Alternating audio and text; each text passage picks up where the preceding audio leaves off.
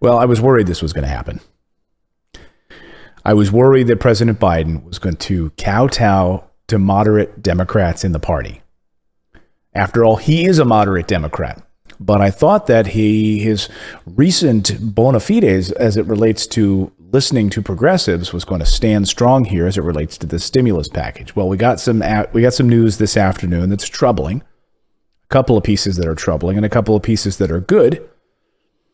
So the breaking news that we got just a short time ago is that President Biden is in fact going to buckle to moderate Republicans and not going to stand for the accelerated or higher threshold for stimulus checks. So here's the headline: Biden limits eligibility for stimulus payments under pressure from moderate Senate Democrats. So the latest on this COVID relief is that Senate Democrats are waiting for the Congressional Budget Office right now to sign off on this so they can actually start the debating process in the Senate. It could start as early as this evening. We thought it would happen this afternoon. It's been delayed a little bit. It's not much of a delay, but look, at this point, like, every moment counts to try to hit that March 14th deadline. So we're waiting again for these very stringent guideline rules on reconciliation. And so the budget office has to weigh in and say, okay, here are the guidelines. Go ahead. You can start to debate this on the Senate floor. Well, as that was happening this afternoon, then the Senate got some little bit of a lightning rod through, and it's the number one story right now, frankly, in political circles in Washington, is that President Biden has agreed to phase out these stimulus checks at a lower income threshold. Well, now here is the new threshold that we're just getting word about. This has been confirmed by two Democratic sources, that individuals would be cut off at $80,000, and heads of households would be down to $120,000. So joint filers, $160,000. So this thing has been shaved. It's gotten a clean shave from the House of Representatives bill. So now individuals drop down to $80,000. If you make more than that, it's going to be phased out above that. This is a win for moderate Democrats. This is a win for people like Joe Manchin. Make no mistake about it. And then heads of households, instead of $150,000, down to $120,000. Bear in mind, I want you to think about this for a minute. As I'm watching Wall Street just cleaning up record profits, I'm watching people like Cathie Wood talk about, hey, our portfolio, we expect in 2021 to make 20% returns on our investments in Wall Street. So we're literally talking about shaving off this amount of money for thresholds so that people can get a paltry $1,400 stimulus check. That's it. $1,400 stimulus check is what we're quibbling over right now. So President Biden at this hour has agreed to phase out the $1,400 stimulus checks at a lower income threshold. And it was a request made. We're learning this hour that it was made by not just Joe Manchin. So again, this is a reason why we need to make sure we get these people out of office. So moderate Joe Manchin might as well be a Republican of West Virginia, a state that I spent quite a bit of time as a reporter, as a young reporter and anchor for NBC News a number of years ago. He kowtows, of course, to big gas, big coal, big oil companies. Why else would he not support higher minimum wage for the state of West Virginia, increased stimulus checks for the people of West Virginia? I would love to hear from the people of West Virginia. Drop me a comment below. He says you're fine with an $11 an hour minimum wage increase. Like, where do you come down on this? Let me know in the comments below. Do you support a higher income, a higher minimum wage? Do you support increased stimulus checks? What about a recurring stimulus plan in the state of West Virginia? Because he seems to think that you're totally fine. I lived in West Virginia. I love the people of West Virginia. It's one of the poorest states in the country. It's one of the unhealthiest states in the country. You want to talk about the obesity problem hitting that state? You want to talk about the heart disease? I was there when they had to try to build a new heart disease center because the people of Bluefield, West Virginia didn't have access to adequate heart care. Because of the heart disease. They had to build a heart center there. So don't tell me the people of West Virginia are just rolling in piles of cash and they're fine. He, along with Jeanine Shaheen of New Hampshire. So here's another name in this mix on the moderate side. Jeanine Shaheen of New Hampshire has now supported a lowering of the threshold as well. So if you're from New Hampshire, that name should be on your bell. Like if you come election time, it should be in your brain. What corporate donors are paying her off? It's the only reason I can think that you would support a lowering of the threshold for the people of your state is because you're being paid off by corporate donors. That's it.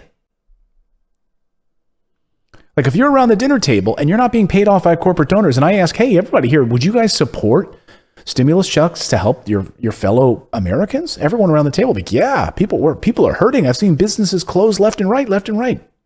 That's common dinner table talk. Unless you're a corporate politician paid for by donors and the elite donor class, that's when you then say, we don't need these stimulus checks. Let's lower them. Let's do as much as we can to lower these things. And there goes Joe Biden right along with it. Yeah, just following like a little puppy. Come on, man. Sorry, man. To truth. Actually, I'm not sorry. You wanted to go big and go bold and get this thing through, and you're having negotiations with moderates in your party. What are you trading, by the way? Like, what do you get out of this?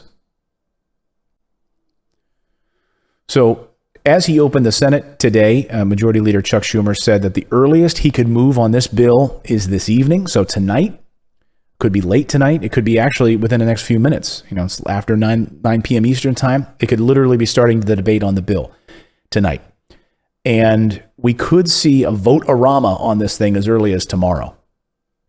Senator John Cornyn of Texas said that we could see them starting to vote on this by tomorrow afternoon around 2 p.m., Thursday afternoon. Again, this is later than we thought it was going to be. So the fact that we have this delay because we're still waiting on this budget office and the Joint Committee on Taxation to weigh in on this, to give us the guidelines. This is all the procedural crap that we don't want to have to keep dealing with. Another big piece of this tonight is that that unemployment insurance payments, another big sticking point in all of this, was that President Biden, would he cave on that too? We know that Joe Manchin was trying to remove or lower the amount of unemployment benefits from $400 down to $300 per week. And so now Joe Biden buckled on the threshold level. Now it lowers the targeting for that. What about the unemployment benefits? I heard from some of you today that wrote to me during the show, our live show, which we do every morning at 9 a.m. Eastern time. If you're not watching our live show at 9 a.m. Eastern time, what are you missing? You're missing a lot. We do an hour-long show, and it's great to have our feedback. So subscribe to the channel and turn on that little bell notification so you'll be notified when we go live. But during that show this morning, a number of you said, look, if these unemployment benefits are dropped, I'm screwed. So when you're effing with $100, you're screwing with people's livelihoods. You're screwing with Americans' lives. $100, you're going to go from $400 a week to $300 a week. To you, Joe Manchin, that might not be much. You're like, they don't need that. It might not be a lot. To a lot of other people, that's the difference between food on the table, medical bills being paid, or being evicted from your apartment or house. Get your head out of your ass. Enough is enough.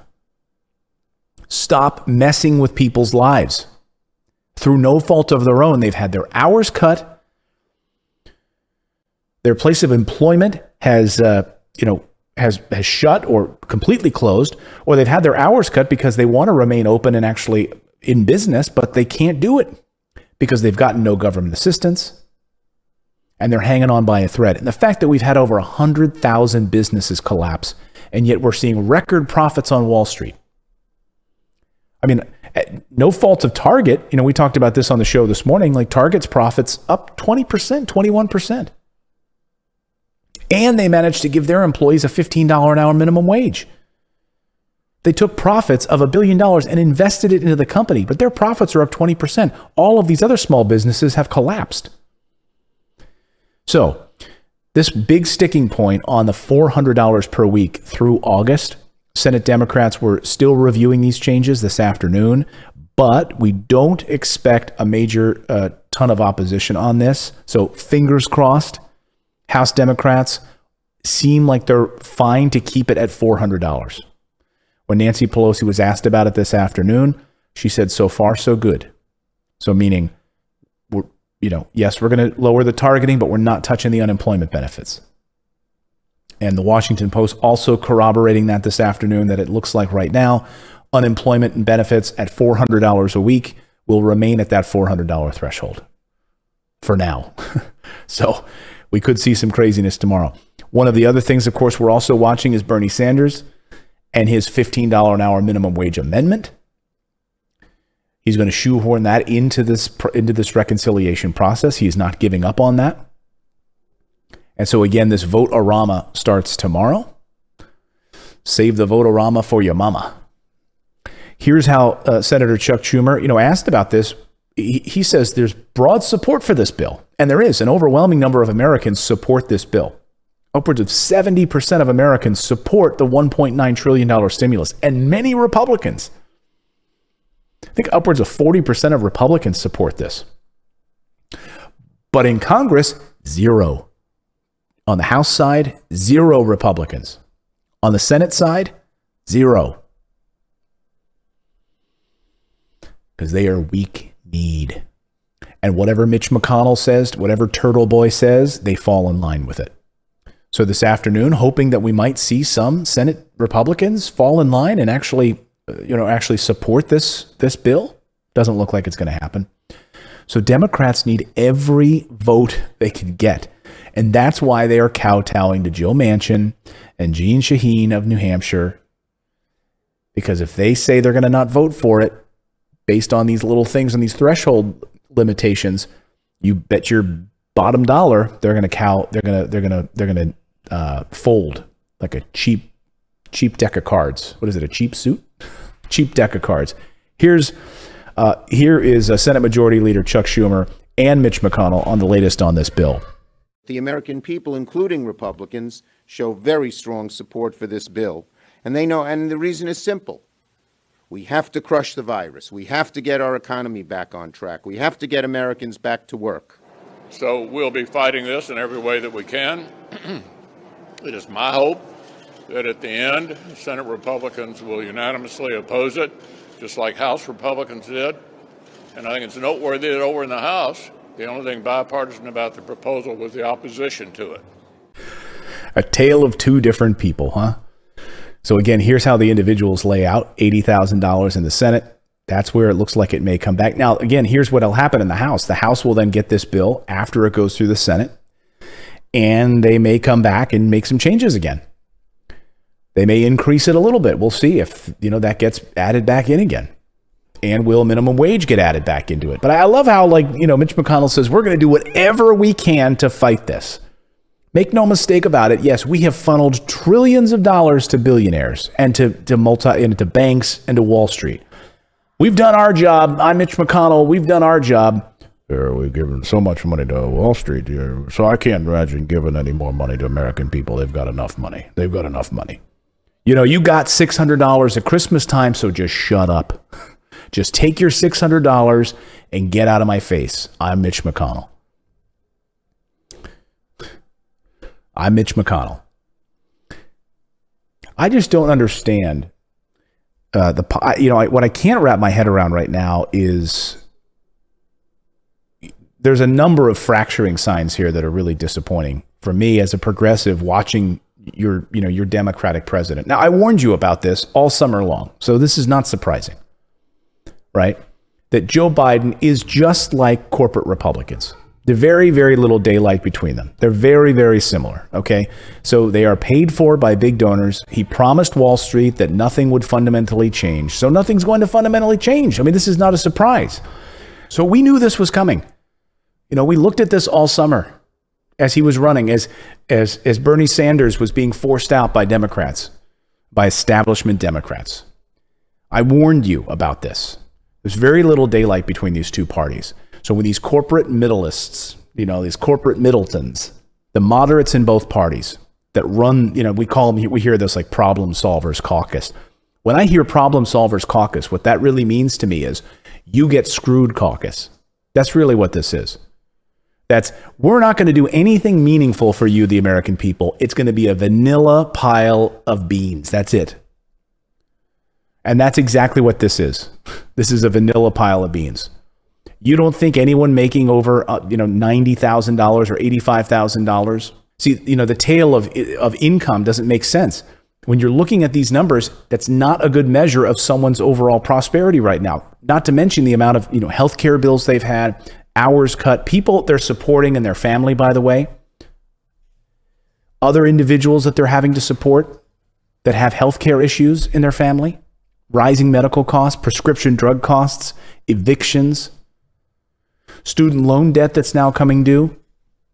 It's very easy to look at one number like this and make an assessment of it. So when you have like Jeanne Shaheen and Joe Manchin sitting back on their high horse making these determinations, this is what we're left with. Meanwhile, you're doing fine, according to them. You're just fine.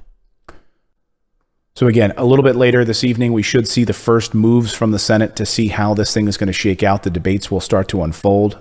We will continue those debates tomorrow, and the voting could start as early as tomorrow, Thursday at 2 p.m. Eastern time. But the big news on this right now, fingers crossed, is that the $400 per week unemployment benefits will remain for $400, which, by the way, should be $600, but we're at $400, and we were worried about that dropping to $300. But right now, it looks like it's going to stick at $400. And then the other big story, of course, is that President Biden has now caved to the moderates in his party and is dropping the threshold for single filers below and head of households, as well as joint filers in the family, kowtowing to Joe Manchin and Jeanne Shaheen of New Hampshire. So the moderates are winning. Remember, Joe Manchin runs the party. He might as well be the president. He might as well be the president of the United States because he's running the show right now. It's sad that the president of the United States has to bend the knee, like in Game of Thrones parlance, to Joe Manchin. Please, sir, can I have some more stimulus? I just won an election. I'm your president. Joe from West Virginia, what can you do for me? Let me know your thoughts on this. Drop me a comment below. Do you want enhanced unemployment benefits, at least $400 up to $600? Where do you come down on that stimulus check threshold? Will this affect your family? Drop me a comment below. Also, subscribe to the channel. Hit the little subscribe button right here. And turn on the little bell notification because we have our live show every morning at 9 a.m. Eastern time. So we will be back here tomorrow morning, first thing, and we will see you live. I will be there live with you, Grover and I. Much love to all of you. We'll see you bright and early.